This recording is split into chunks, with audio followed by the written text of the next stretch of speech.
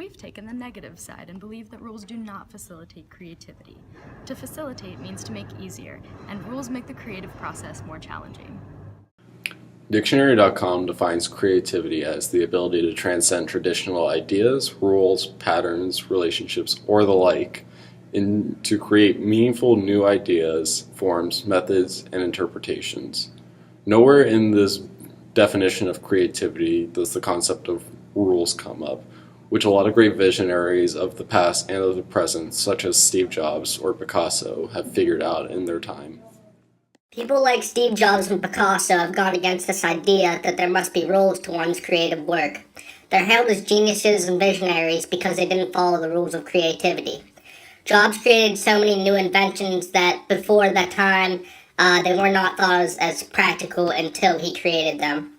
Picasso went against all the norms of artwork at the time with his artwork, and a lot of people might say, well, I could have done that, but it's because Picasso was the first one to do it that way, is why he's looked at one of the greatest artists of all time.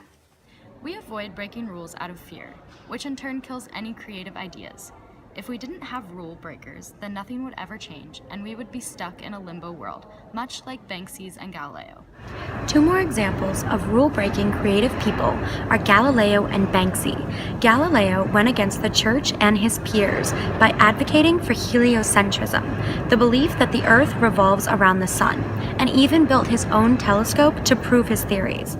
Banksy is an anonymous English-based graffiti artist and political activist. His art is often political or sends an unpopular message, so it breaks many social rules. But because most of his art is graffiti, it goes so far as to break the law.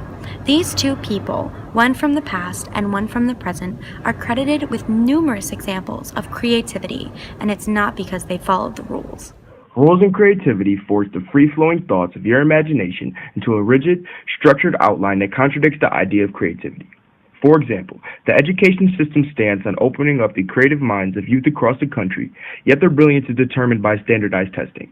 Or use the example of art and its critique. How do you tell someone that the creation from their mind isn't creative enough? Or that, oh wait, there's a time limit. Think about how awesome this video could have been if there weren't rules. You cannot limit creativity when creativity is ungovernable. See, how many of you were actually paying attention until we turned Dan's voice into a chipmunk? We broke the rules. We got your attention, and that's creativity.